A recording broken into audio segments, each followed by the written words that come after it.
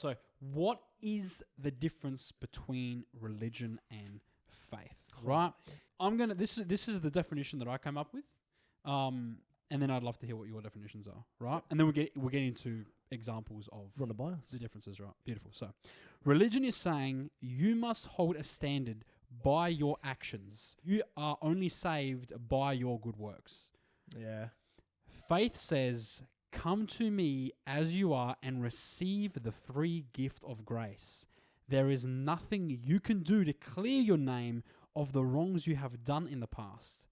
Faith is believing that the wrongs have been paid for in Jesus Christ. I mean, obviously that was a pretty Wide coverage of. well coverage of it.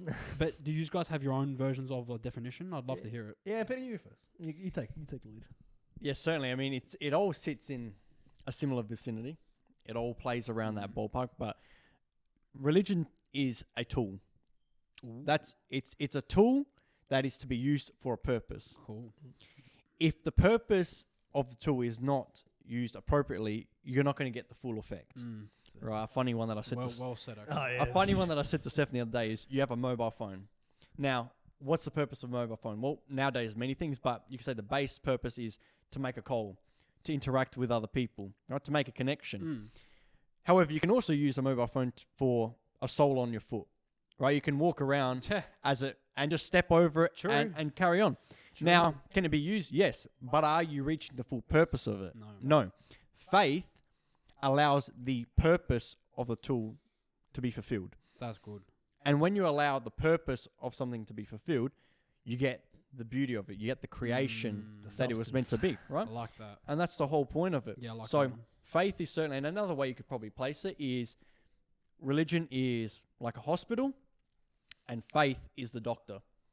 You can go to a hospital if you like, but if there's no doctor there, you're not going to be healed. Yeah, it's true. That's good. That's true. Very nice. And you need your nurses. That's the disciples. Exactly. Yeah, I was waiting for someone to pick it up. Right? That was good. That's good. The way I've kind of described religion, and as I've written here, it's religion is a man-made / worldly traditions, obligations, and rules that claim to bring you salvation, reconciliation, and sanctification, but are ultimately false teachings. Beautiful. So it's kind of that idea that man has made all of kind of the idea of what religion is by its traditions, by its rules, and all of its obligations, so to speak. And so, because of that, people now believe that this is how you find your salvation, how you receive sanctification, how you achieve reconciliation with the Father. And it's just wrong, flat out wrong. Yep. And that's why I say it's a false teaching, because you're teaching the people these things when clearly that's just not what Christ has taught us. Well, obviously everything they're going off is pre-Christ, right? Yeah. They talk about Christ, but then they teach pre-Christ doctrines, which is a way he has fulfilled the law, right? So we're to believe that he has fulfilled it for us, right? Yeah, and it just as anything. If you love someone, then you'll do good for them. Yes. You do good with them. Yep. Right? You don't do, just as with your partner, you don't go around, being disrespectful, cheating on them, so on. You're there because you love them. And you do good works for them. Out of love. Out of love. It's the love that ties in. And that's why when you look at religion, certainly speaking about it being a worldly practice and it being about just doing it because this is what we're meant to do, the clearest image of it that I was looking at during reading the scripture is certainly when you got Paul or Saul in Acts, where Christ comes to him and he speaks to him. Paul was, for those that don't know, one of the biggest religious leaders. He was the Pharisee of Pharisees, knew all the doctrines, knew exactly what the rules were, and so on. And it states here where it goes, Jesus speaks to him and says, "Now get up and stand on your feet. I have appeared to you, appoint you as a servant and as a witness of what you have seen and will see of me." And this is the part that shows the importance between religion and faith, and how religion can be used as a wrong vehicle if it's not steered properly. I will rescue you. So the teacher of religion, Paul, I will rescue you from your own people and from the Gentiles. I am sending you to them to open their eyes and turn from the darkness to light and from the power of Satan to God, so that they may receive forgiveness of sins and a place among those who are sanctified by faith in me. So Damn. good. So here it is. He's speaking to the Pharisee of Pharisees, the religious leader, and saying to him, your religion means nothing. It's as good as it goes without faith, it's Satan's work nearly. There's no purpose for it because you're not being directed. You're still in the darkness. Leave the darkness, come to light. Faith in me, that's where you're free. That's where you're saved. So good. It's something that you were saying before as well about you do these good works for the person you love, but you also, when you hang around someone a lot, you become a lot like them, right? Same thing, you hang around with Christ a lot, you become a lot more like Christ. Yep. He came to serve, right? And thus, if he lives in us and we're with him all the time, all we want to do is serve and do those good works, right? Great scripture. The idea that he's saying come from darkness to light and that, you know, I'll save you from your own people as well as the Gentiles. But like, I'd picked up a lot from Colossians.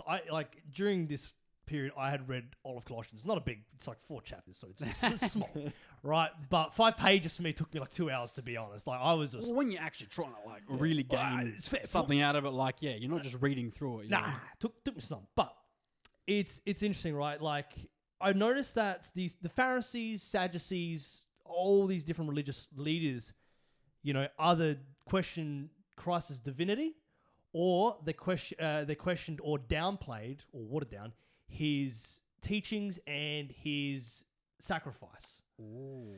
So Colossians, written again by Paul, our main man, Paul had been writing to the Colossians, Colossians in general, like the churches, speaking specifically more to the religious leaders, I'd say, because they had now been coming out here saying that, you know, like, don't really worry about Jesus Christ, worry about what we're kind of telling you. So what was the main idea was these, not necessarily Pharisees, religious leaders were saying, you know, I have these philosophies, I have these different ideas in humility and humanity, and also how you can be sanctified in this and that. It's like, come follow me. And it's just like, well, no. You know, so Paul's coming to tell him, saying, look, you got your eyes on the wrong prize, right? And Paul says it really well in, I think Colossians 6, is it Colossians 6:23? Correction, Colossians 2:23, not 6. I was going to say, I thought you said there was only 4 chapters. Yeah, look, that's my bad. That's just go show where my head's at. But anyway, so this is what he says. These things indeed have appearance of wisdom in self-imposed religion, false humility, and neglect of the body, but are of no value against the indulgence of the flesh. Now, we're not talking about the flesh, but what Paul's trying to pretty much tell him here is you can value these philosophies that these higher-ups are telling you. You can value whatever else they're trying to tell you, you know, to neglect the body of whatever, you know. But at the end of the day, they have no value. That's what he's trying to point out. Well, they have no value over the cross. That's the thing. And that's why I say it's got no value. Why? That's the comparative. The comparativeness is philosophies versus the teachings of Christ and the sacrifice of Christ. Yeah. And if you look at it in a really simple format, you got a well, right? A well of water. That's what we go to the well for. It's the equivalent of what he's saying is you go to the well, you reach in, and there's no water there. Yeah. There's no substance inside. And then, but you still praise the well. Yeah. And that's the thing. That's what that's what Paul goes out and tells them. You're focusing on the wrong thing. Yes. And that's exactly what Jesus does when he comes to talk to the Pharisees and Sadducees throughout the Gospels. He tells them, you're looking at the wrong thing. You're emphasizing the wrong thing. You need to realize what is important and what your role is in all of this. Because you're greedy, you're misguiding your sheep, my sheep.